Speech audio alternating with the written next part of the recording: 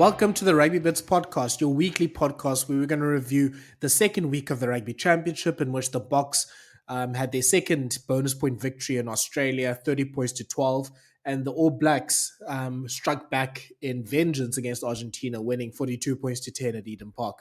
I am Thala. I'm joined by Shaun today, and we're going to be looking through those two games. Shaun, how was the watching experience for you this weekend? I have one or two stories to tell about my watching experience. Oh, what a way to start. Can't wait. Hello and thank you and welcome everybody. Yeah, I watched it on my couch alone. It was great. No outside noise, nothing, there were no distractions. It was great. I just sat down and watched it. I regretted it after the uncontested scrums and all that sort of other shit, which was, could have it would be great if it didn't happen. I totally understand why it did happen. Like, I don't have an issue with it, but I mean, after that point, it got a little bit boring. But a great performance by the Springboks, and like a lot of people talking about them being the second choice. I think it was like 2.5, maybe there's 2.5 squad, or maybe the third squad in a way.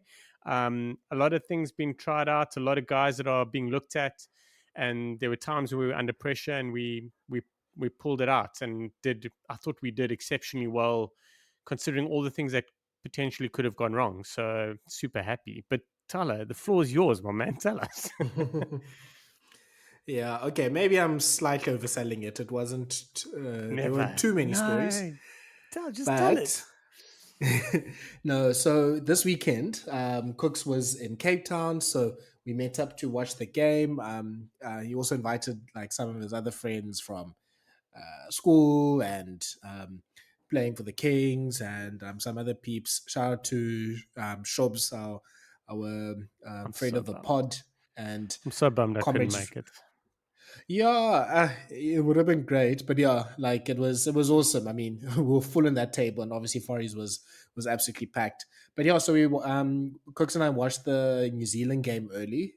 Don't think we watched too much of it in the second half because it was just obviously the score went one way, and then the other gents came. It was about eight of us. We're watching at a table. The one the one weird thing is I'm not sure, and if someone can correct or can let me know, please do. So we're watching it far. He's watching it like their like sort of back room where the beer tanks are, Yeah, and I know that one. Yeah. so the national anthem starts, and I mean, there's that awkward thing when you're in a public place, obviously watching like a or national sports team, like, okay, do we sing the national anthem? I'm not going to sing the national anthem on my own. Like, are we all singing? What's the situation here? Then the one of the waitresses just come into our room and are like, no, you must stand for the national anthem. And Yes. I was like, are you joking? And she was like, obviously quite dead serious. So we were just like, okay. And then we just sort of all sheepishly stood in that room and started singing. So yeah, look, head goal of the year for her because she definitely got us all encouraged to sing the national anthem. But yeah, I'm not sure. It's Maybe such it a is like a weird Far vibe. East tradition or something. Yeah, it's so weird that South Africans don't kind of like all stand and sing or all sing. It's really strange. Mm. Like, I stand and I sing. I don't belt it out, but I sing. But I mean, like, it's weird. I totally understand what you're saying. Like, sometimes you feel like it's awkward that I'm actually standing to sing the national anthem, and Mm. yeah, it's quite strange. But yeah, we should all just be standing and just go mad. Yeah. Just go Look, mad. I But think someone needed to drown out the national anthem anyway. the problem, look, I've been there's another podcast I was listening to, and they were talking about like how awkward that whole national anthem thing is because it depends on numbers, and obviously it depends on Yeah, you a want South African everyone to podcast. sort of join in. No, they were talking Oh, internationally. I think most really? Eh? anthems, except for maybe like, I mean, we know the French, as we know from the World Cup and the Olympics, they don't need an excuse to start their anthem. The English So don't either. To be fair, I most think they. most of the UK don't. Hmm. They can get stuck in, but yeah, it's So interesting. yeah, I thought it was I a South think African problem. Yeah, I think it's also the nature. Like our song obviously just starts sort of a bit more like, like solemn. It's a hymn, obviously, sort of the first part. So maybe that gets into it as well. But yeah, it was quite interesting. And yeah, not don't I yeah, if it is like a forest tradition, yeah, please let me know. Yeah, the game was great. I mean, obviously, watching with a group of gents is always entertaining, and like with a game like that, where obviously I mean, it was tense. And I mean, as we'll talk about the game just now, it was tense, obviously, for 50, 60 minutes, but also you, I think quite early, you could see that, okay, the Springboks are the better team here. So, yeah, obviously, all the hot takes, and yeah, some people are obviously not as familiar with some of the players because it's quite like it's a changed team. And yeah, it was very funny, and it was great. We had yeah, the beers were flowing, like it was nice vibes. The other story I have is, so it's near the end of the game, we have this like older lady sitting behind us, and we were actually sat in the worst table. Our table was right above the or right below the TV, so like our necks are probably still sore from that. So table behind us was there. So this lady's been like chipping in with everything, like, yo guys, go tackle, tackle, like that sort of stuff. All Yeah, good. yeah. Shout out. It's near the end of the game. It's now, I think, 13 points to 12. Obviously, the game's in the bag. And we're having an attack, I think, in the last 5 minutes. And she's shouting, drop goal, drop goal, drop goal. I'm like, what? Why? She's a betting lady. She's a betting lady, and she definitely put money down on that. Maybe, yeah, because we were so lost in our table. And yeah, she had, I mean, some of her advice was really good. Like, she was like trying to encourage the boys to not basically lose focus. Like, obviously, there's some ropey times in the second half, especially when we weren't playing too well. So, yeah, look, she was, I think, a 7 out of 10 for advice. The drop goal one was quite questionable. So, That yeah, brought her down from 8. yeah, I think she would have Okay. sailed with an 8 before that. So yeah, if we can find that lady, she's always welcome in this pod as well. But yeah, You know, I the truth is, you want to have, like, I tell you, the amount of times that you watch sport in public, you would pay money to have a 7 out of 10 fan next to you. Like, you would pay money, big money. Like, to have an 8 out of 10 fan next to you is like something almost written in the stars. To have a 7 out of 10 is amazing. I mean, most of the times, like everyone, it's like a pack culture. Like, someone like makes some random chirp about something, and then everyone just dives in and Mm. carries on, like hating on whatever happened. Meanwhile, it's so clearly obvious that it's not what they're all freaking out about. But yeah, it's I smell blood in the water. 7 out of 10. What a time to be alive. That could send me out into the pubs more often. I won't lie. Yeah, look, there's big advantages. I'm definitely still a watch at home type of person, but yeah, there's nice vibes advantages with a game like this. Yeah, and I stayed for about another 2 or so hours after the game, and yeah, I mean, Oh by wow. then obviously I was there since 9, and yeah, I think the party stayed for much longer than that. So yeah, once Cooks comes Now we back, know why we'll. Cooks isn't here today.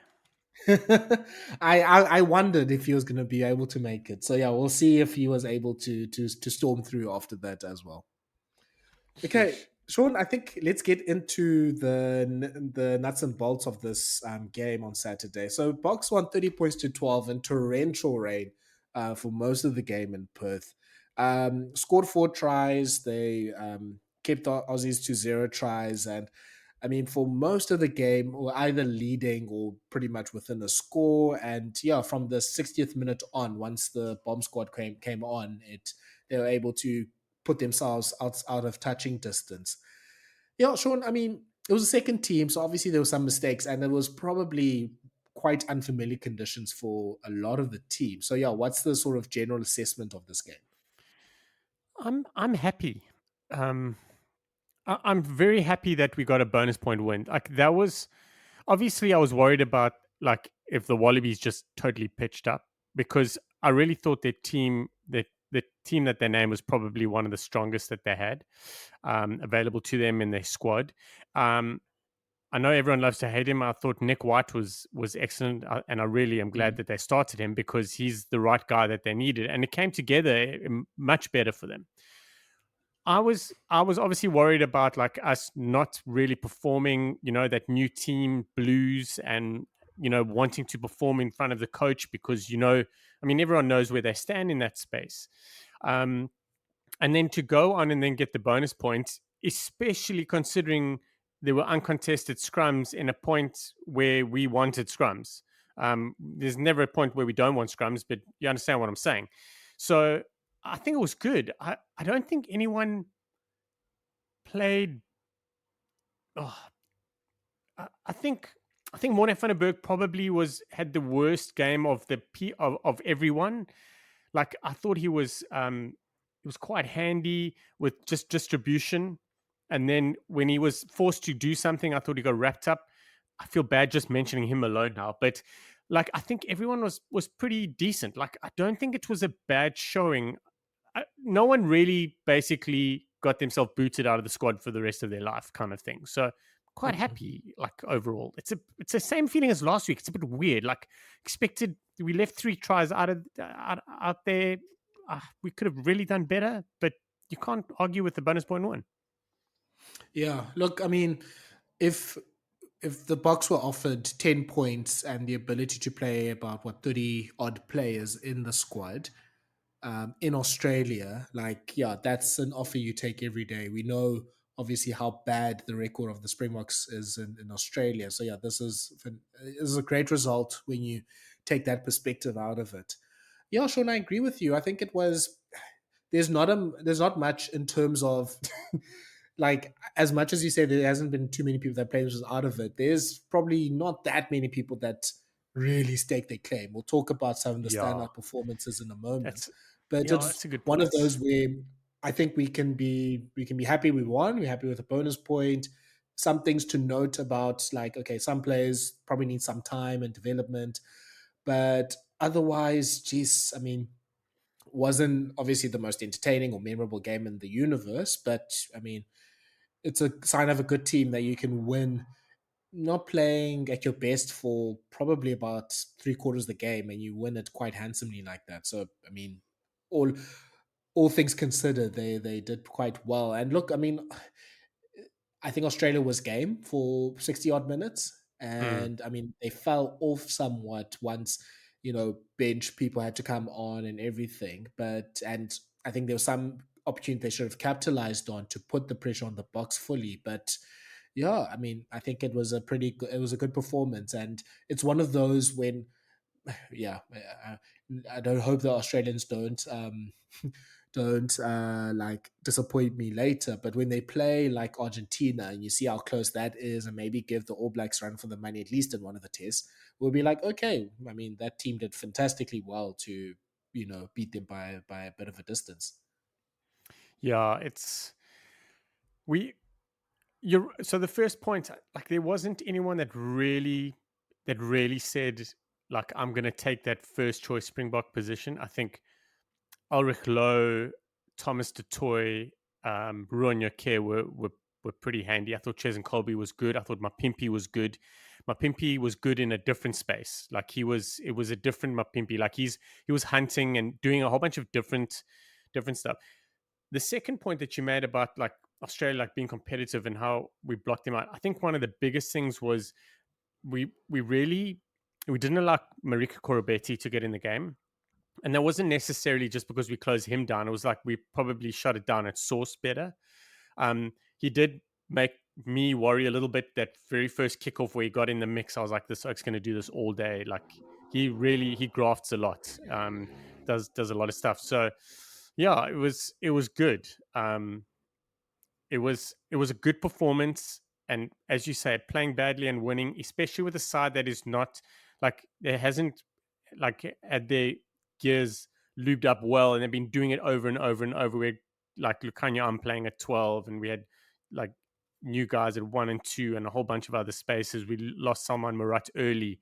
There's a lot of stuff that we could have looked back and gone, you know what, it's okay that we lost because all of this X, Y, and Z happened. But bonus point win. As you say, go away to Australia for 2 matches and come back with 10 points and like a whole bunch of confidence, and having played 30 players is beautiful. Mhm. Yeah, so let's sort of, I mean, in terms of the stats, not too much between the sides. I mean, in terms of possession and territory, it Yeah, was close to even. I think the biggest difference was, I mean, the carries were relatively similar. The box had, I think, well, box had 57 carries to the Aussies 45. It was the meters gained that was the big difference. Springboks had 379 meters gained, and the Australians had 219.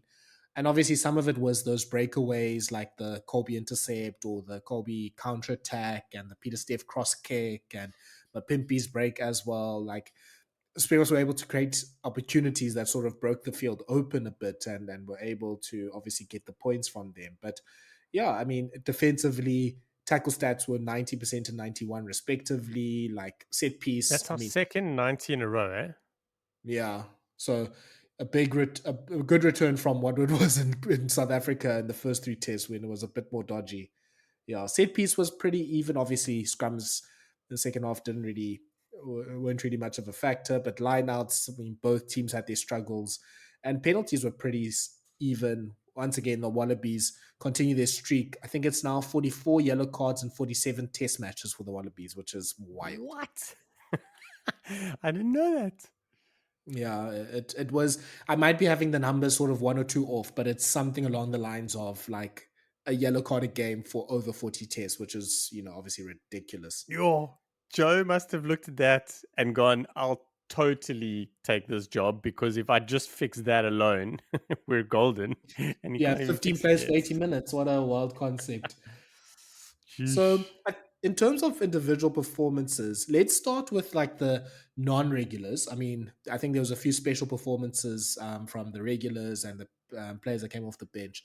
But from the non-regulars, I think I'll start with Aphelele Fassi. Like, again, I think he's done similar to what he did in against Portugal and Wales, which is not a game where he had many chances to beat defenders and to make big clean breaks and to be this attacking weapon, but just being that solid presence at the back, pretty much, I think, taking, if not all, I think the majority of the high balls that were up on him, good, and he was where he needed to be defensively.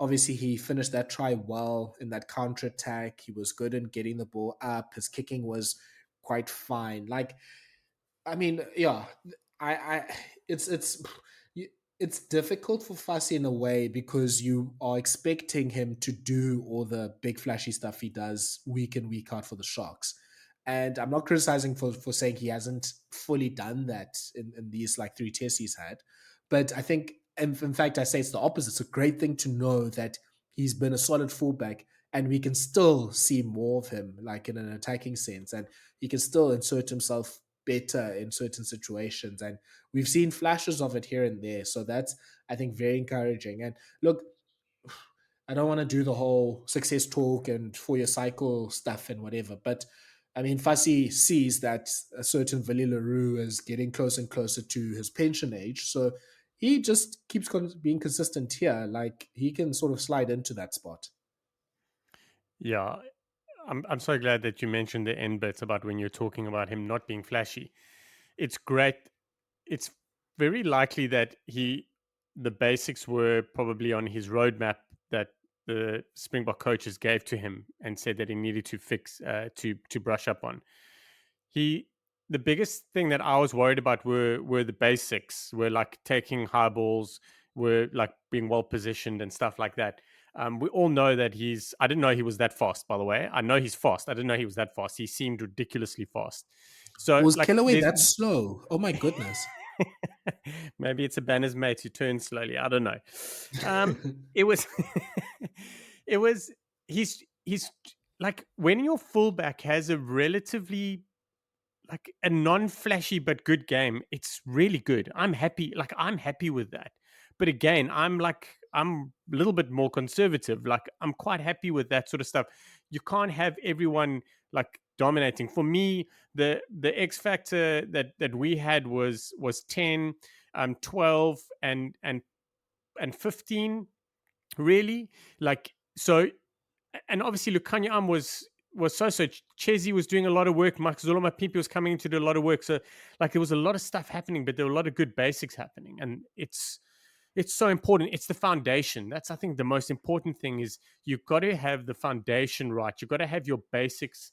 You've got to have all those, like, you've got to be able to catch and pass, Sasha, and you've got to be able to, um, you got to be able to do the basics. It's so important to do the basics because you don't want to get caught out not doing the basics. So yeah, I went on a bit of a rant there. My bad. Leave the kid alone. Okay, we'll talk about them just It now. was a But yeah, one-handed Fassi, I think catch. It was a one-handed catch where he needed two hands, and I think he just got ahead of himself. And he doesn't I need me think he to was tell him; he thinking of the knows. clean. Yeah, I think he was going to He clean or thinking of cleaning, and Colby obviously passed, and he probably he should have had known two that. hands. He had two hands up, and then he dropped it. But that closest hand really, it fell by his side. It was very odd. I must be honest. I didn't see him going, like, I didn't see that shape to go and clean. So maybe I'll go watch it again. But it was, Mm. I just looked at that. I was like, oh, seriously? But he's going to get fines. It's going to be a long flight home. He's going to be bubbler. It's okay. Yeah, is there so out of like the non-regulars, is there a play or two you want to pick out for like good performances or very good performances? I, it's so weird saying he's not a regular, but Thomas du Toit was excellent. Like, I really, I think he deserves to get a little bit more of a shot, having gone through everything he's gone through from 2019 and missing out on the World Cup 2023 squad. So, but having said that, like, who's he going to replace? But I still Mm. think there's a place for him in the squad every single time we name a squad. I really do feel there's a place for him, and I do feel that, there's a chance for him to come on the bench somewhere along the line as well, especially when we name our 4-4 because he covers two props. Just kidding. So I thought um, I thought he was good as a non-regular, and I thought Lukhanyo Am at 12 was pretty good at 12. He wasn't flash; he was still trying to find himself, but I thought he was quite handy there. And then, yeah, I think Ruan Nortje was very quiet about getting on with himself quite well. So those are my three. I know you wanted Mm. one. I'm sorry. No, no, perfect. I think that's great. I think with Lucanio, if I can sort of go riff about him a little bit more, like I think there Please. was a moment, especially in that start of the second half, where the game needed one of the non-regulars to sort of take the game by the scruff of the neck, and that sort of like play where he sort of continues the chip, gets it to himself, and I mean, Nic White upends him in the air, and he still was able to get the offload. Like I think that was like a symbol of him being sort of the more the cooler head in the team, like He with doesn't get other flustered, players eh? that were no, not at all. Like other Never, players were maybe still a never, bit, ever. yeah, other players are still, I think, figuring things out. Maybe they haven't played in the Mm, rain or all that sort of stuff. But he was able to, just I think he showed himself as a leader there. And obviously, look, yeah, Lukhanyo, calling him a second choice seems unfair to him. Obviously, he's fantastic, and I mean it's a great place to be if he's your second option at 13 or second option at 12. But just that ability, I think, really helped a lot, and he was able to really just when the game I think was in the balance and sort of before the bench really got their teeth into it, like that. I think those plays that he did in the second half are really important. yeah. You've nailed it in saying that, like, he's that calm head, even though he was playing a 12. Yada yada yada. Like, that is why Rassi has picked him at 12. That is why he's still in the squad. Is because of who he is, the type of rugby IQ, the type of calmness, well, the calmness that he has. And you'll never forget that from Chasing the Sun. his mom was saying like he's the calm, like whenever he walks in the room, everyone calms down, something like that. It was Mm. That's what he is. So he's an incredible leader. He's got experience. He gets never flustered. I've never seen him sprint in an emergency like something's going on. You know what I mean? Like he's always there to sort it out. He'll sprint when there's a line break or when it's on, etc., etc. But he doesn't ever sprint to make up for an error. It seems he's on top of it, and that's why he's going to be in the squad if he's fit. I was a bit nervous up front because watch him come back from injury and then kind of miss out on the World Cup squad and then get brought in and not used. I was like, well, is that maybe it? I was thinking that could possibly be it. Obviously, we weren't. It wasn't an emergency for us to get him back in because Jesse Kriel was playing so well at 13.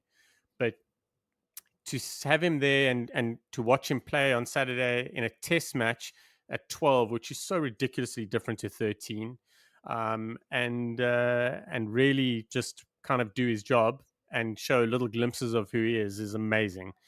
Him, Damien Delendi, Jesse Kriel in our squad moving forward. Andre Esthazen, we can somehow squeeze in if we need to, or rotate him and Lukhanyo Am or Damien rest or whatever. We are fine. We are just perfectly fine in the midfield, and probably one of the scariest spaces besides 10 and 15 that we need to kind of close up. We're golden. Yeah, and I mean, yeah, Andre Hastings being your worst option of that is a ridiculous position to be in. Crazy, eh? Felt Um, bad not mentioning him. yeah, with Nokia, yeah, I think generally a good game.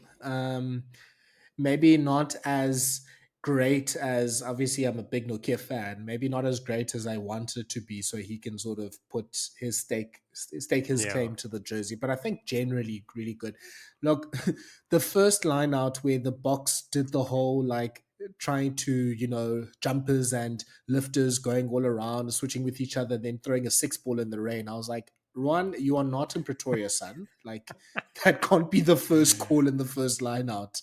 So I mean, some of the lineouts, I was like, I mean, obviously it's not all his fault, but I was like, that's not maybe the call to make there if that was your responsibility. But he did. I mean, Nokia has such a high work rate. He gets to rucks. He'll make tackles. Like he's good for a carry as well. Like he's that sort of player. Like I'm just looking at stats now. Like 10 tackles, 5 carries. Like that's sort of standard procedure for him. Like being, I think he's the fourth highest tackler for the box. Sorry, third highest tackler for the box in the weekend. Like that's just the stuff that he usually does for the Bulls, even. So that's the kind of performance that we want. He's hitting rucks. I haven't seen like all the ruck stats, but I'm sure he's right up there. Made a mistake, I think, for that one attack we were near the try line where he got his body positioning wrong, and yeah, a few errors here and there, but yeah, I'll take that to the bank. I'm very happy with that. I think it's a good performance. Yeah, I mean, look, again, Nokia, at least according to the Bok selectors, might be the fifth or sixth choice lock. So again, a performance like that from, yeah, that fifth, sixth, or whatever level player is amazing. Yeah, it was handy. Like he won the most lineouts on the day for South Africa. So he Mm. won 8 and he had one lineout steal. Eben won 7 and one lineout steal. Pretty pretty handy. Good tackling, couple missed tackles. But yeah, I agree with you. I think like it wasn't a URC performance. And I mean Mm. it's disrespectful to say you expect guys to put in URC performances, but that's kind of translating what you have watched the whole season to what you expect to see him doing close to. And he was just a little bit off. But I think missing out last week to injury, coming back this week, having all that work to do, I think did okay. Yeah, I think we can take that performance from yesterday.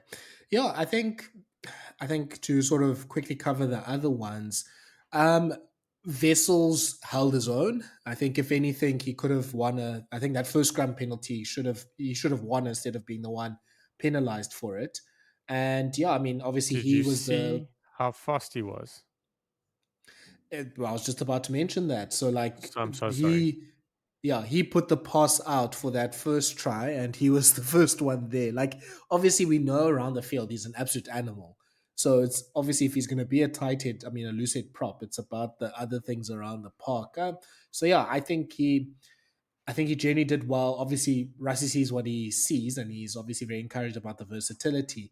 I don't know if a certain World Cup winning Bulls coach might see things the same way. So that's going to be very interesting when we get back to the URC side of things. Because for me, I don't think it's about Vessels establishing himself as a Bok. It's more about Vessels establishing himself as a first choice or second choice Bulls player right now. Yeah. Just on that try, I think that was so firstly his speed. So he was the one who passed to Lukhanyo Am, and Lukhanyo, Mm, what Lukhanyo did there, those like what his first 15 meters, 10, 15 meters that he ran, just basically burnt the whole Australian defense. Like they couldn't do anything because it had to straighten up. And then after that, it was just gold. So that was just peak Lukhanyo Am. It was amazing. But Vessels, Lukhanyo was also putting his hand up. He was still trying to call like 4 or 5 guys to come over and defend. And all of a sudden the ball pops out and then he just switches so quickly. But Vessels is the one that passed to Lukhanyo. And then like he's basically in what you would call like 9.5 position. So not 9, not 10. And he's there. And then he starts running. And I watched it a couple times. While he's running, he's almost running, arcing in towards play, obviously following the ball a little bit. And then he kind of saw when it was on for that kick. So I don't know. There must have been a call. It must have been something on. He just straightened and he just absolutely he just pins his ears back and he goes. And mm, he was the first guy there to celebrate with Aphelele Fassi. I mean, crazy. what? That's ridiculous. 75 meters, eh? Mm. Look, yeah, I mean, yeah, as we know from, or as people might know from his days in Great Bloom, like he's a ridiculous athlete. Like, I think people thought, I mean, there's a lot of like, almost want to say like Pierre Spies in prop form or front row form in him, like just the ability to Oh, really? be such an athlete and cover ground and do so much. And yeah, it's more just about, okay, where can we, like, when you have someone that's skilled, it's more about where can we find a place for you rather than, like whether we pick you or not. And obviously, that's the Yeah, approach that Rassi's taken. So, but not yeah, Jake. again, it's we'll have to see. So I think the scrumming was very encouraging. I mean, obviously having Don Human there with you helps a lot. I mean, it's not like this. I don't think the scrum like dominated like the Aussie scrum. Obviously, Yeah, Thomas Du Toit had his hands full with Angus Bell, who even I think in his first game back was holding up his end, and Alan Alatoa, like there isn't too many more tight head props, more experience. So it's a good credit that he held his own because obviously he'll face many props weaker than Alatoa when he plays for the Bulls later this season. So yeah, I mean, I think for all intents and purposes, it's a pass mark, it's a good mark. It's yeah now about. I mean, I assume. Well, obviously Stephen Kitsoff just played for the Western Province, so he probably comes back into the squad. Maybe Vessels falls out. So now in preseason for the Bulls, I think these are two like the next 4 weeks are big for him to really just be like, hey, I've learned from the box. I'm a better player now. Well, probably not Steenkamp, but I mean, Steenkamp probably be with the box for a little bit. But like between him and Matanzima, it's about him now saying, Simpiwe, I'm the first choice, Lou said, while Steenkamp is out. yeah. Interesting. And such a great point that you bring up. Like, if he does fall out of the squad, is just going back to the Bulls and just putting your head down and grafting, taking what you learnt and just basically showing everyone. So interesting times. Do you think Kitsy? You think Kitsy's going to come in? I have a funny feeling that he'll play again this weekend coming for Western Mm-hmm. Province. Um, yeah, we kind of do want him back in the squad though. Whether he is in the match day 23 is a different story. I think we need to get him back in Mm-hmm. the squad kind of soon. He's had some serious injuries to end of last season. I mean, he left Ulster way earlier than expected. So I think probably want to get him in the squad to really see how he's doing. But I suppose we are playing at home, so they can kind of see how he's doing easily or easier. maybe he gets maybe he gets this week and next week with Western Province, and then is a real option for the second test. Yeah, look, I'm personally a fan of, with a player like that. Obviously, we know he's a known entity. We know how great he is. I'm a fan of rather just letting them sort of have a nice full preseason, start in the Mm, URC, get some mm, games, like get like, between now and let's say the November tour, more or less what, about 8 to 10 games that he can get under his belt, and then in the November tour, if you feel like his performances are there, then he can play. So I'd much rather do that. But yeah, I mean, the noises from the people that know sort of the in and outs of the box, your Hendrik Cronjes and such, seem to indicate that Kitsoff will be picked, and probably play. I think Yeah. the chances are he's in the match 23 for the All Blacks game. And I mean, look, that it's crazy to say this, but that would be quite harsh, or relatively harsh, on Gerard Steenkamp, who's played fantastically. So yeah, it's great that there's now that competition in that jersey. Yeah. It wasn't long ago where we were worried about what's going to happen with life Hmm. after Kitsoff. Like it's crazy. I, uh, I know I've said this before. I really, and I'm going to bang on again, but when Russie took over in 2018, like 2019 happened, 2020, like there so much changed. Like the players, and not just the provinces, like players changed. Like there was almost this look and this feel all around, like overseas and domestically, that everyone was had this vibe that they were like, if I'm good enough and I perform, I'm going to get a look. And maybe I'm just reading things differently, but that's the way I see it. Is everyone can now have an opportunity to play for the Springboks. It doesn't matter your size or your position. Like if you look at the Springboks, if you look at like Kwacha playing 2 World Cups and winning them, and like this guy was playing sevens, we didn't expect him to do exceptionally well in the Springboks, but he's dominated like many a team. Ches and Colby, Kirtley Aronson, like you look at like players like that taking 4 scrum-offs to a World Cup. We've got players that are playing for the Springbok purpose in reality. Not my dream is to play for the Springboks. They are literally, if you perform at club level, you will get a look in. And like a guy like Tyron Green's a great shot. Like I know that he hasn't been brought into the Springbok squad, and I'm not sure if he will, but there's a guy that he goes overseas, and we would never think about him playing for the Springboks in the past just because of his size. Like we've seen this movie before, but now it's a reality, and I'm loving it. Mm. I'm absolutely loving it. Sorry, this is Yeah. my second rant for the day. I No, apologize.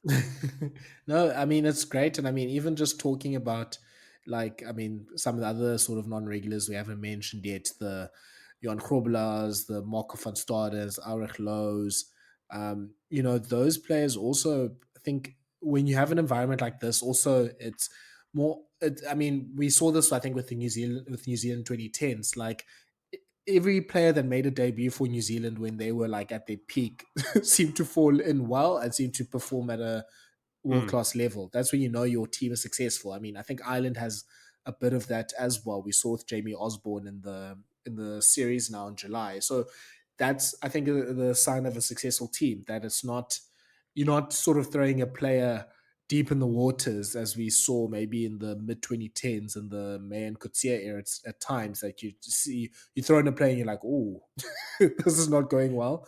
It's a settled side, it's a winning side, it's a side obviously with good vibes, and it brings out the best performances out of players. So that's obviously a great sign as well.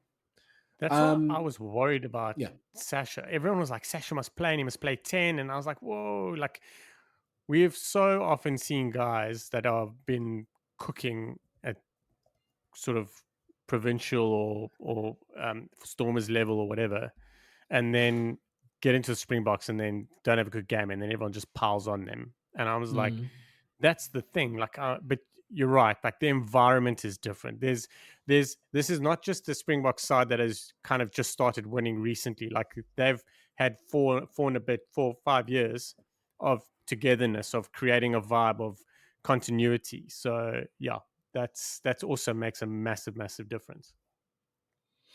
So yeah, I think the other players we haven't really touched on. I mean, I think Grobler was fine. He made a turnover, conceded a penalty.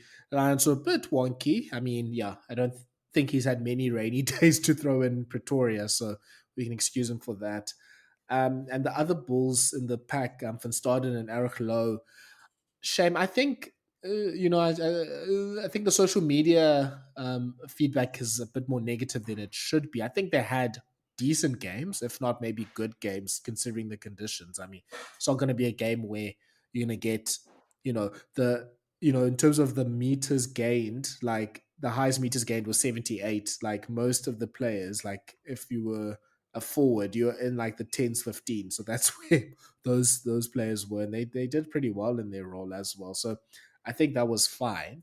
The halfbacks are interesting. I mean, I think you mentioned earlier about More van der Berg having his issues. I think, Sean, it's literally that thing, and I think the same would go for Sasha, who also had, I think, his bumps here and there.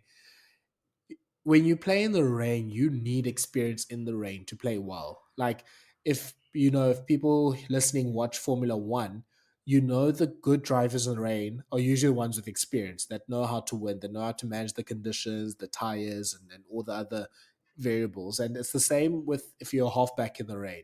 Like compare that to how the All Blacks played in the rain, and you've got TJ Perrineau and Damian McKenzie. Then I don't think they're the best players in the world, but geez, they've got experience, and obviously New Zealand rains there pretty much every day in winter. They can manage that, and they've got those conditions down. To be fair to Sash, I mean, he played in Bishop, so he's had that, but obviously playing a test match and controlling a test match from 10 is a different prospect. So yeah, I think for Van der Berg, it was just there's some moments you just need to slow down. You can take your options. You can look and assess things. Like you don't need to play at pace when it's like raining like that. Like you can sort of take that extra second. That yeah, I mean, a Faf Clark that's not high on like on energy drinks. Like he'd be able to do that. And for Sasha, it was just about there's some moments where you have to just boot the ball and just boot it either to the 100%. corners, boot it high, Flip, he's like got a long kick. He's got a yeah, and massive kick. Wow. it's just I think Sasha more or less did that most of the time. It's just now I think using the clubs at the right time, and obviously like when you see the opportunity, being able to execute under pressure. Yeah, it's one of those games. I think even with him like not catching that Colby try opportunity, like he scores that, you can easily see the game being all about Sash. I mean, he did win around the match. I'm not sure why, but What? yeah, he was man of the match. Really? I think it was because they had that interview with Sonny Bill Williams, and there's that story during the week that he met Yes. Sonny Bill when he was a kid. Maybe it was more that than anything, but yeah, he was man of the match. Feel good But yeah, I vibes mean, because the they had to get SBW and Sasha Feinberg and Gormazulu together somehow. And Sonny Bill Williams was doing the man of the match. So they're like, oh well, we can just make it happen this way. might as well.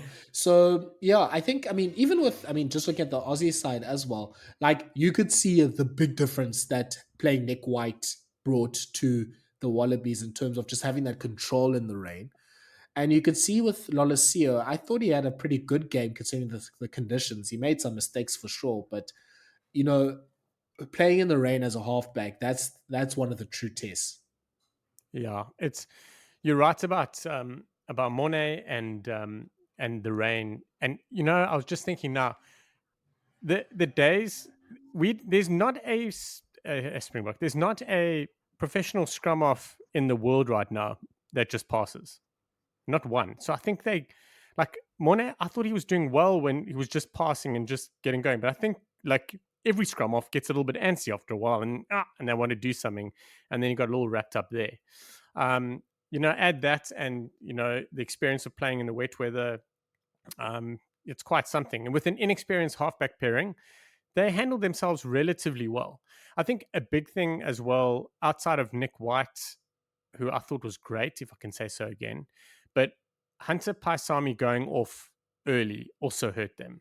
Like They Yeah, didn't massive. have any backline player that was going to do anything. I know Len Ikitau, I saw Opta Johnny posted something that Len Ikitau, I think on every single one of his carries has drawn in two defenders and he's got the most post contact meters, blah, blah, blah. Mm. But not having Hunter Paisami was massive for the Wallabies because it was like us. It was clear that we didn't have a Damien Delendi on Saturday. Like Lukhanyo Am does his thing, but he's not a platform crash ball kind of a guy, you know. So we had to manufacture other things, and the Wallabies had no one. They had no one. They'd have to bring Koroibete in more, which they didn't. But losing Paisami was massive, I thought, especially in that weather. Yeah. No, yeah. So Ikital, yeah, as you mentioned, that stat, like he apparently is the most like effective or one of the most effective carriers in the rugby championship so far. Like he's committed two plus tacklers and 100% of his carries, and he's one of just four with a 50% or more dominant carry rate, which means like in all the carries that he does, he's like having a dominant and going over the advantage line at least in half of them. The only problem is that Lenny Kital carried three times on Saturday. So, like, No. so the wallet, I mean, that kind of shows, like, I mean, obviously it wasn't the type of game where he's going to get 20 carries, but, you know, I think with a game like that, you need to get your midfield into he the game, he obviously, a carried lot more three times for than what he 6 did. meters. Yeah. So, I Uh, guess yeah, some stats can tell some stories, but I think that's where you need to direct it to. So, Sean, I mean, let's one more thing I want to say about the box is, and I think it's rising already on social media. Oh goodness, um, Pieter-Steph du Toit has been obviously, I think, Goat. on a tear since. Oh goodness, let me stop right now. Then Uh, but yeah, he's been fantastic. I think since the quarterfinals of the World Cup, and obviously he's just been in really great form. He's like you, we can see now he's fully within rugby like rhythm. Like especially in 2022, it did feel like oh he's still a bit of a step behind. Like are we 1,000% sure he's the first choice seven? Like I think we genuinely had those conversations and or saying like, "Hey guys, wait and give him a chance to sort of get into form and stuff like that," or he's not as bad as people think, and you know, people are like, "Oh, maybe Archlo or whatever." Like he obviously had his injuries and struggles, but this is now him, I guess, probably for the first time, like injury free for most of the year, playing most weeks, and he's just building on performance after performance. He's an absolute nightmare in the trams. Like just getting those cross kicks to him is just a fantastic option. We know how good he is around the park. He had a turnover. I mean, he doesn't often have them, but geez, I mean, obviously just a hard man to remove if he clamps himself over the ball. Like he's just doing everything right, apart from that pop to JC Krill at the end. Pieter-Steph du Toit has completed his 10,000 hours. They say in order to master something, you need to do it for 10,000 hours. He has ticked that box because he is on top of his game. Um, you talk about 2022. It was a year ago, Thala. A year ago, people were saying that he mustn't go to the World Cup. Like in 2023, they were talking about him putting him out to pasture. I freaking hate that phrase. Everyone's like, no, it's time for him to go. It's too old. Go. Villy must go. Blah, blah, blah. Pieter-Steph has completed his 10,000 hours. He's completely on top of his game. That cluster of an offload to Jesse was a blip on the radar because he totally pooed it. I love how he tried to blame his studs. Like his studs had nothing to do with it. Like he went for it and he got tackled. All he needed to do was manage that pop, and he absolutely pooed it. I mean, you could you could see Jesse Krill's face before he even goes for the ball. He's like, "Oh shit, he's absolutely destroyed this over here." So yeah, he's completed his 10,000 hours, and now they're starting to add another arrow to his quiver. Um, being wide, being tight, being all over the show, it is incredible. Like it's great to watch him play. He's guaranteed to complete, like, I don't know, I'm really guessing here, but like 15% of the team's tackles. And he'll do it well. And one thing I've noticed, like those one-off pick and drives that he's doing from the base, is that's been a little bit that's been new. That's come out this year where he's been picking from Mm. the base and driving over for another meter or two. Yeah, it's interesting. Should he be considered the greatest? I think so. I think we can have that conversation, Tala. I know you don't want to, but more What of importantly, all greatest of let's talk what? about let's talk about Springbok sevens. Mm. There's a real conversation that we need to have, that there's that he could have surpassed Johan Smith as the Mm. best Springbok seven in history. Yeah. Look, I don't.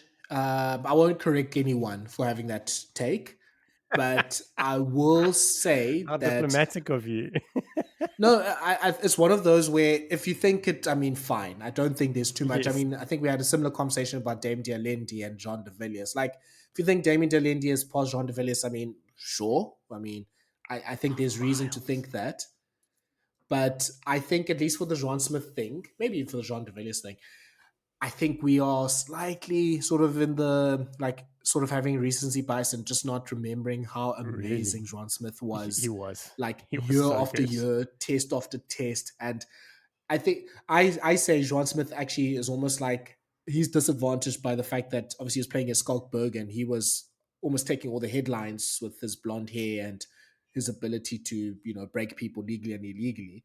But yeah, with Juan Smith, and obviously like he didn't have too. I mean, he had a quite a long bok career, but didn't have too many.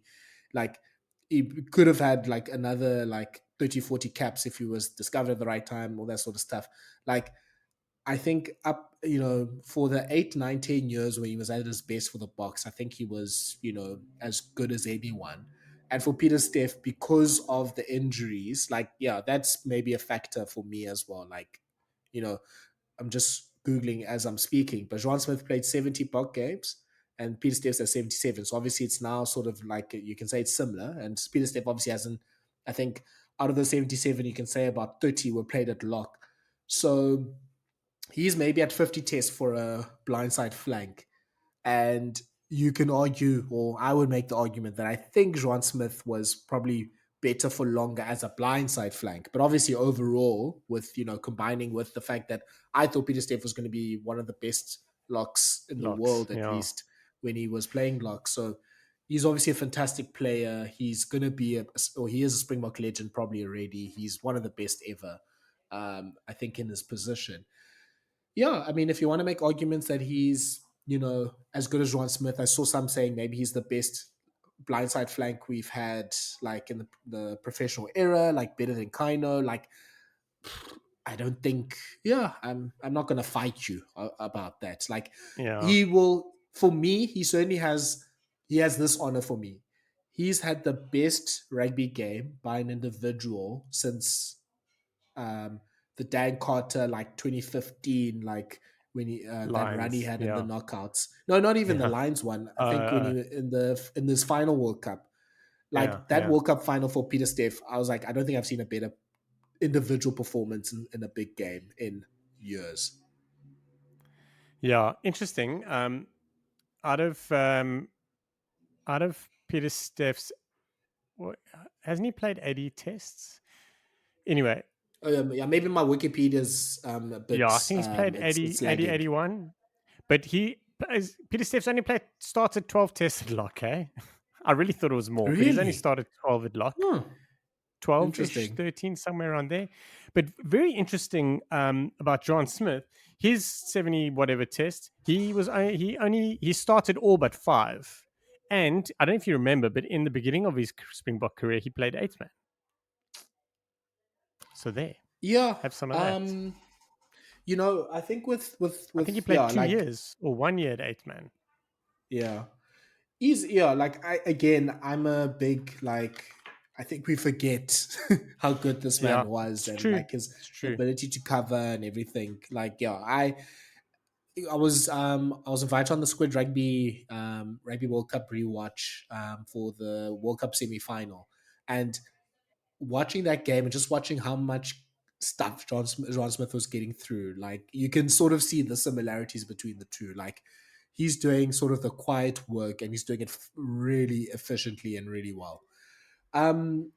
maybe the other sort of more regular player to talk about just quickly is, excuse me, like yeah, there's I think even a very I think the impact of Malcolm Marx off the bench was really good. Obviously, he scored the try, and maybe we can talk about the one try he scored with the him tripping over for that. Yeah, I think it was a bit of a mess by the TMO.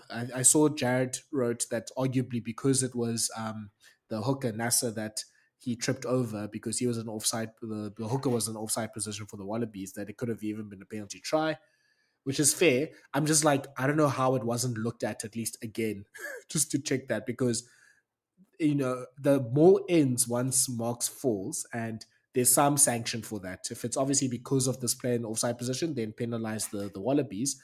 But yeah, he can't fall, come back up, and then go with the maul and score. Yeah, because that's truck and trailer. So it was interesting. I didn't pick it up in the game, but by then maybe I just wasn't paying that much attention anymore. It was Pollard, I think. I don't think it was NASA. I think it was Pollard who'd come on. But yeah, there's arguments either way. Like the truth is, it should have been a different outcome should have happened. I think that's probably the best way of looking at it. The thing is it only really it only really got loud about that like on the Sunday and the Monday. So it was, yeah, I don't know. He's completely detached, right? Or because his hand can't be on him; it has to be a shoulder. Um, so it's quite interesting. But yeah, you can look at it as a try would have been scored where there's a penalty try and possibly a yellow card. Yeah, there are a lot of ifs, buts, and maybes. The same thing, you know, talking about like ifs, buts, and maybes. The same thing about um, when Nic White uh, took out Lukhanyo Am. Like a couple of guys on the chat were talking about it. They're like, "Oh, that's a yellow card," and I was like, to me, it was really a nothing. Like it kind of it happened, and it was like it didn't really impact anything. The whistle had gone, and it was a nothing. In like Matt Pierce said, he's gone without arms. I didn't agree with that. I think he did kind of go, but it was such a weird space. Like you want to blow that. He was letting a fair amount go. If you want to blow everything, we must blow everything. But I just thought it was a much of a muchness. Where I thought there was probably a little bit more in the Malcolm Marks thing, but it wasn't picked up. It's weird. Like it doesn't matter, and we're kind of brushing it off now. Would it have impacted the results of the game? No. But you do kind of want to get these things right, eh? Yeah, yeah. I mean, if a game in the rain is difficult for the players, imagine for the ref where there's obviously more errors, more like you're more involved as the ref with things that you need to blow and rule and regulate and everything. So I think there's not too much I have a problem with how the game was refed on Saturday. I think the if White was penalized, I wouldn't have had a problem with it. There was even a Koroibete. Obviously, there's always a Koroibete hit, which the When? arms What were happened? starting to wrap. No, It I was think when PSG Walker also Smith called that. caught the ball. Yeah, I think I really thought it was fine too. But Koroibete is, I think, the expert in the. I'm kind of starting to wrap. Yeah, Like the my motion arms are is there. so, Yes, he's got like like a I hanging want. arm, but it's bent at the elbow. Yeah, so he's like the master of like shoulder first, arms wrapped later type of thing. So like if you look at it, you're like, it's not clear cut. So The yeah, I thing mean is, he. it's in NRL and all that. Like the thing about the Aussies and the Kiwis is they watch those sort of non-rugby union tackles all the time. So Mm, like in their head, it's normal, and then we're like yeah. bleating about it, which is right because that's the law of the game. But I do still find it funny, the interactions. So yeah, I think I think they, but like yeah, Paul Williams, I think, and for most part, I think was pretty fine. Yeah, look, I mean, I think yeah, we need to probably move to the next thing, but very quick things is I think that grabber by and that was on his weaker foot was absolutely brilliant for the No, like Mapimpi. sorry, Mapimpi on his weaker foot was absolutely brilliant for the Fassi try. Thank you for that. So that was just, really good skill. Yeah, and it's good to see our rolling maul. Look, I mean, the Wallabies maybe don't have the best rolling maul defense in the world, but it's good to see our rolling maul actually getting points. So, I mean, getting 14 points basically from the rolling maul is a fantastic sign for the Springboks. Yeah, it's good to see it back. And I don't care that it's against a weak opposition because the more's the kind of thing that works on confidence as well. Like you Mm. guys, you got to get in, you got to get tight, you've got to get in your positions. So, do it against some less opposition, like if they've got poor maul defense, and so be it. But then we can wax it and get it ready for later. Yeah. Okay. With the Wallabies, let's just wrap on this.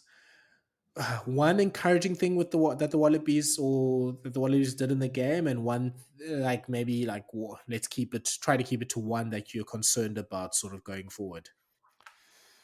Um, I think one is Nic White. They need to get him involved in the game more. That would be a positive. The negative,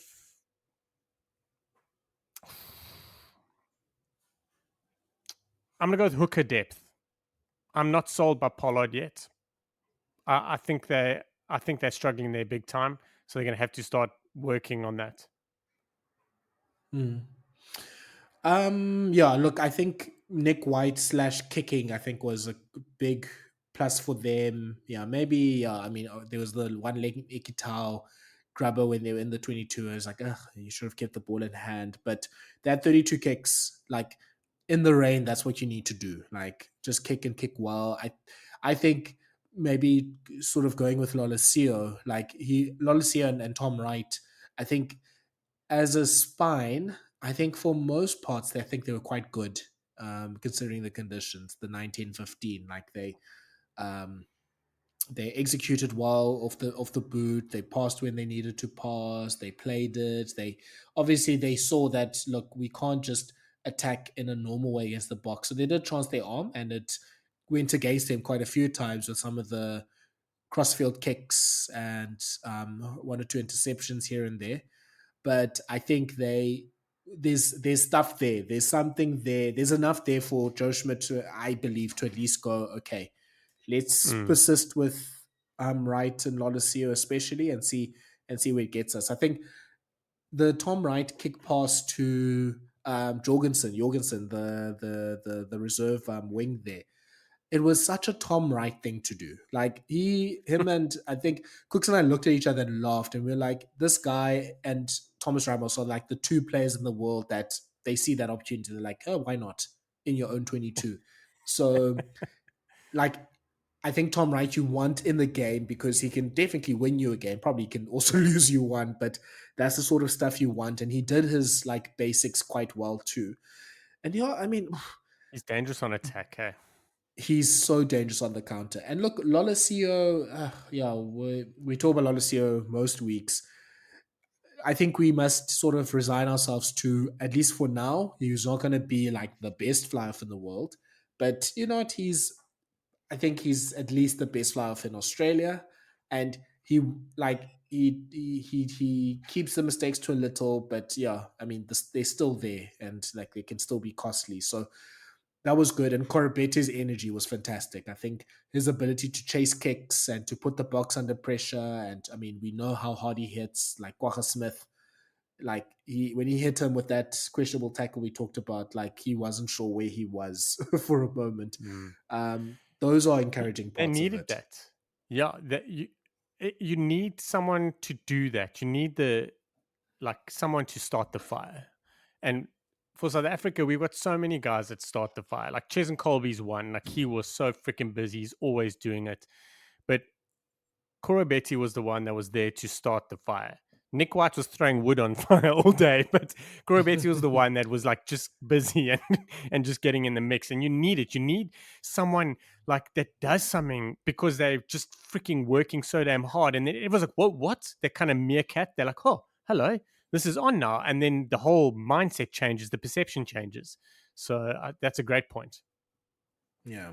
I think we are obviously the things to work on is Yeah, they need. I mean, obviously, there's a test of their depth because the likes of Taniela Tupou and Will Skelton, if you want to throw them in there, those guys aren't there. But yeah, they do still need some like people that are able to get over the advantage line for them. Like in the close contact in a game like this, you need those big ball carriers. And yeah, like when you look at the most carries in the game, it was Harry Wilson, 9 carries and 17 meters. Like I think he had a decent game actually, but that's not going to be great. But second for carries was Nic White.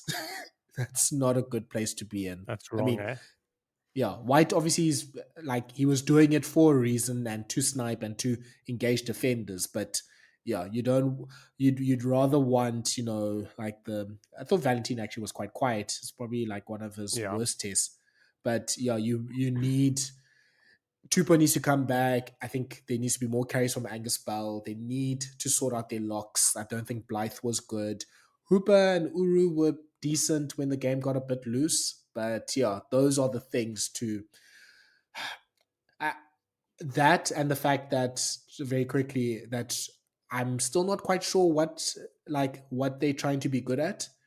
And look, I mean, I was listening to the For the Love of Rugby pod with Ben Youngs and Dan Cole. They're making the point that look, England went from losing to Fiji to going to a World Cup semi-final and beating Ireland, and that happened in about 10 tests.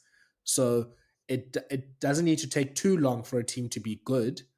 Um, but yeah, I think what my problem is, and maybe it will come in time, and maybe the Argentina series will be a good way to indicate it, is I'm not quite sure what they're trying to be good at. Are they a good disciplined defensive team? Are they a low mistakes team? Are they a good kicking team? Are they a good set piece team? Are they a good like close contact and carries team? Are they trying to get big clean breaks and line breaks? Are they good with like fancy set piece, etc., etc.? Like, yeah, I'm not. Yeah, I'd love to hear your thoughts, Sean. What do you think they're trying to be good at right now? Hmm. I want to. I don't know. I might build into it, which could end up me blabbering. But I was thinking about what you said about Nic White and his carries, and I totally see what they were trying to do there. Like by him disrupting around the ruck with the Springbok side and inexperienced side, like what you'll do is you'll upset the defense and force them to take their eye off everything and then and kind of come back, drop back 2 or 3 meters and then go inside to fill that gap. But they just once that was done and it wasn't done like they couldn't do it properly, but there wasn't anyone to then quickly recycle that ball afterwards. So yeah, that was possibly their plan. In terms of what the Wallabies and their strength and what they want to do, I don't know. I don't think they've got enough. I don't think they've got enough guys, like enough depth and enough top class players in positions to do something of any form.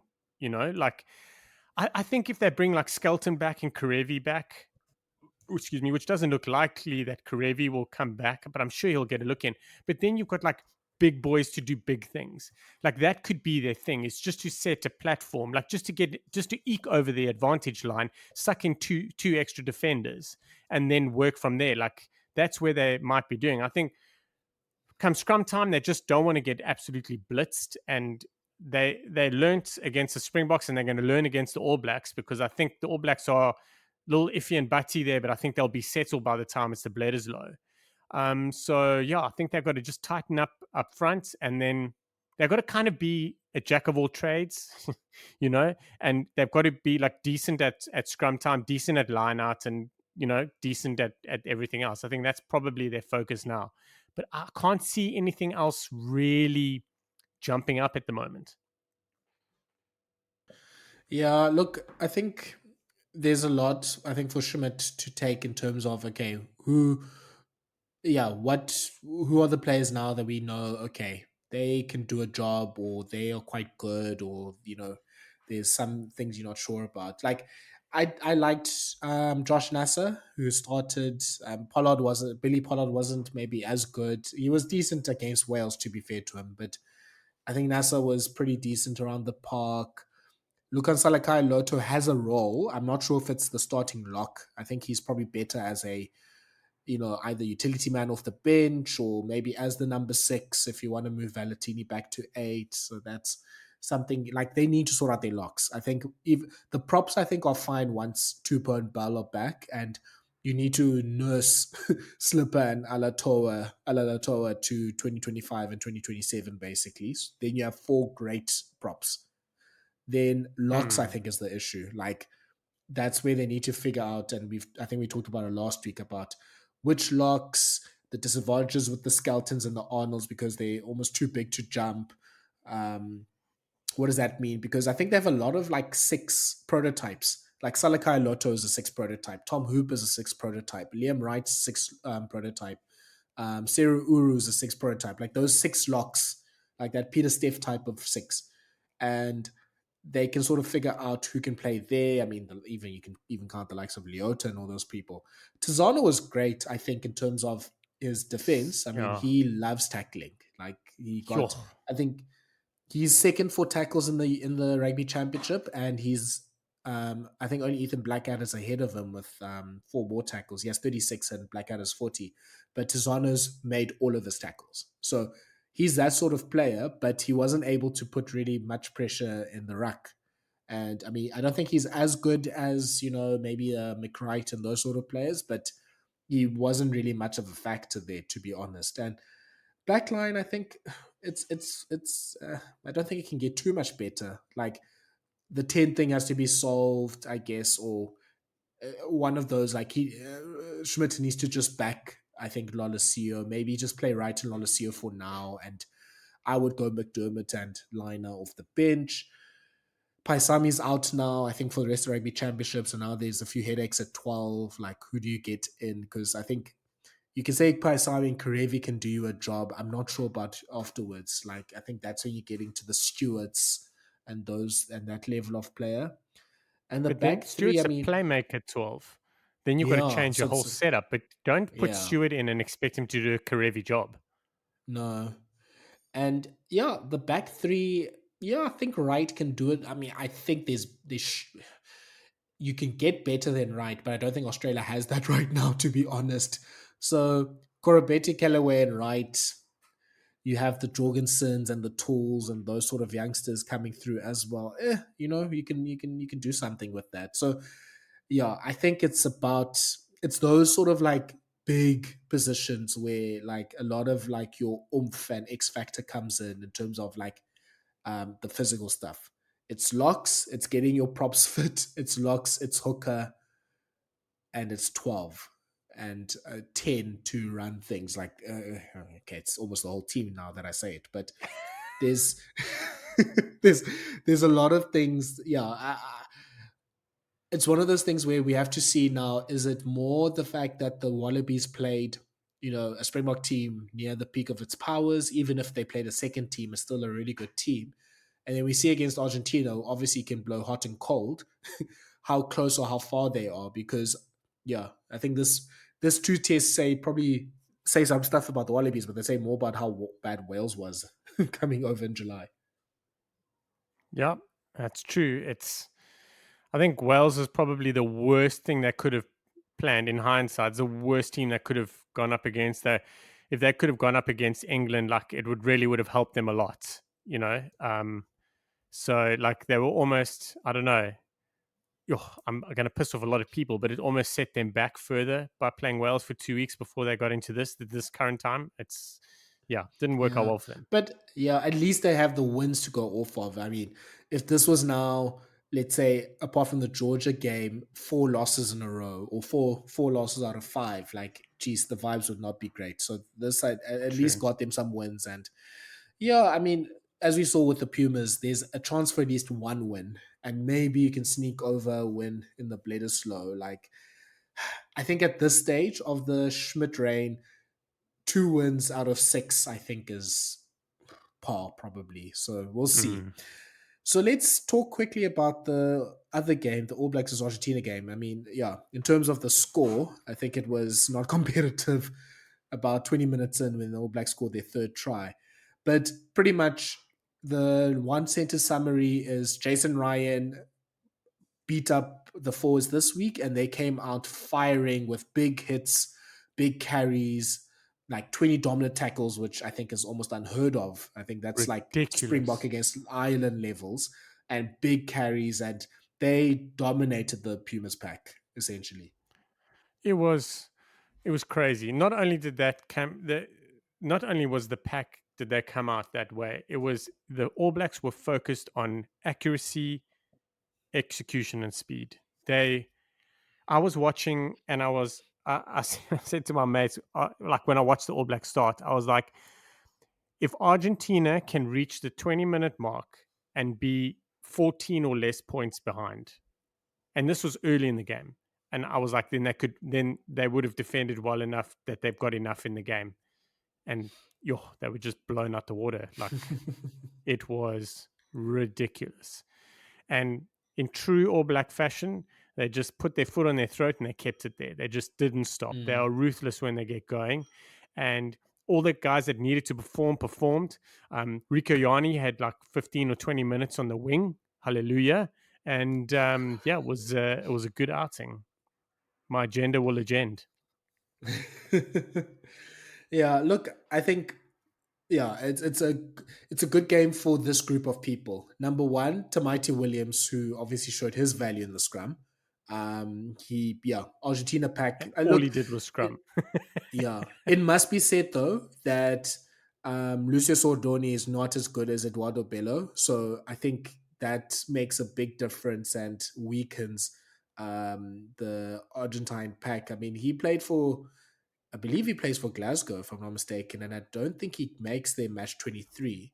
So yeah, he didn't play at all in the playoffs. So Sordoni, like I think as a yeah, I think we mustn't read too much into that into the scrummaging because yeah, I think that might be a bit deceptive. But look, credit to Tamati Williams, he absolutely monstered the Argentine pack.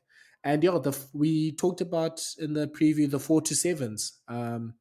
Everyone in the pack that isn't RD Sevilla, you need to perform. The Tupavais, the Sam Darries, and they bought it. Well, I'm a bit worried about Dalton Papali, but they fully brought it, at least the Locks and Ethan Blackadder. And, you know, that's what you need from your 4s to 6s right now is everything you must do it hard. When you carry hard. When you hit a ruck, you hit it hard. When you hit someone in a tackle, you hit it hard. If you can do those basic things, then everything else can sort of fall around like the awesome, brilliant players like RD and you know the backline players that they have. Yeah, it was. Oh, they were so good, and that's the thing. Like it's so beautiful. Is like when they turn it on, they just cook.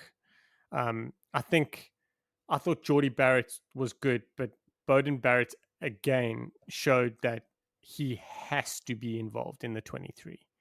Absolutely has to. Um, there was talk in the beginning, like they didn't know if he was going to play. Like, is he good enough to play there? Should he be playing there? Is it time for him to leave?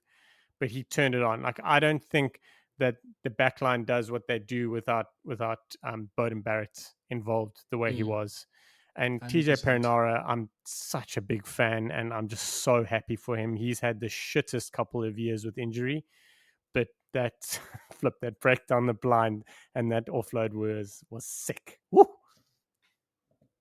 Yeah. No, I think sort of as a wider point, look, I think the All Blacks did what All Blacks do when they are coming back. And if you, they're a team, if you're off, you're going to get 30-40 easily. Like that's just what they do. And, you know, that's still something I think most of the other teams in the world need to learn from. Like they don't give you they won't sort of keep you in a game like that. And they did that very well. So, yeah, shout out to them. And but yeah, I think from the Springbok side, there's nothing that you need to be like absolutely worried about. Like All Blacks are, yeah, I don't think they're even as good as they were in the World Cup final right now. Obviously, Rays are still putting things together. They're still missing a few key players. Um, so they're not, I think, where they were when they were at the World Cup. But yeah, they obviously give the Springboks a game. But yeah, there isn't Yeah, like, should I say it? Yeah, why not? There's a reason why the Springboks shouldn't look for a 2-0 victory there as well. Like, again, I think we said this before the Rugby Championship. If there's a Rugby Championship to win, it's this one. And it seems like if there's a Rugby Championship to get 6 wins out of 6, then it's this one as well, because there's still some things that they need to work on. But yeah, it'll be some good tests in Joburg and Cape Town.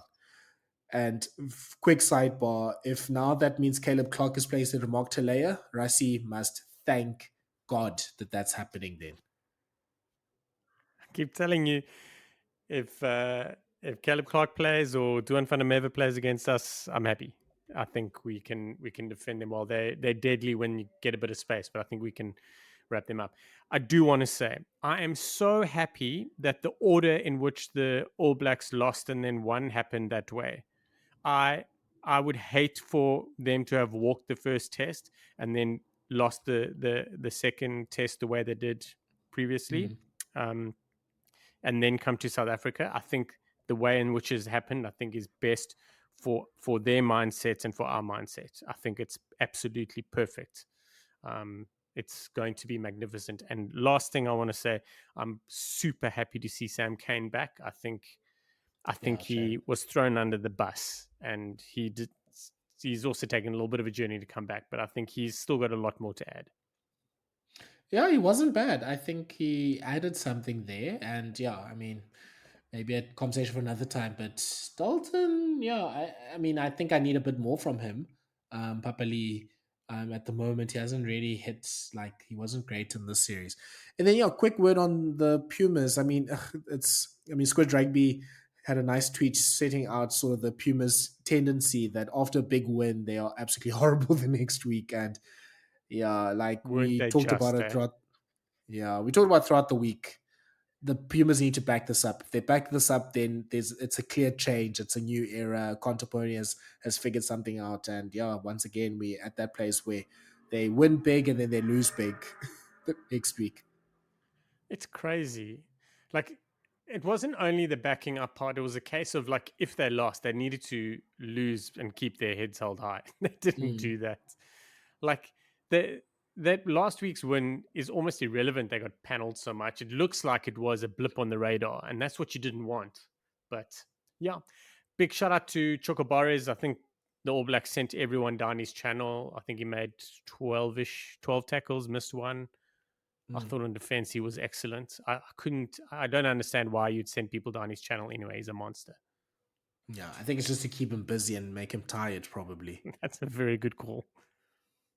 Yeah, look, in terms of yeah, in terms of the stats for this game, just Ethan Blackadder making 20 tackles is absolutely ridiculous.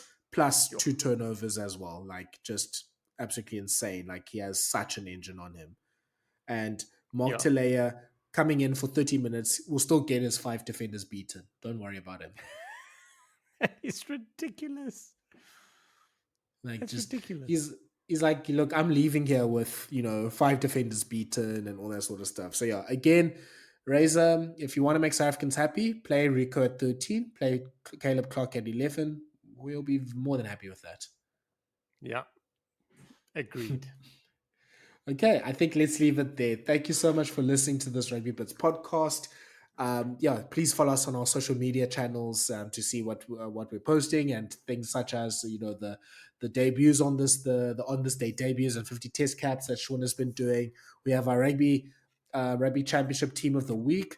Sean, do you know out of off the top of your head how many South Africans, Argentines, New Zealanders were in the team? No, but there's less Springboks than there were last week.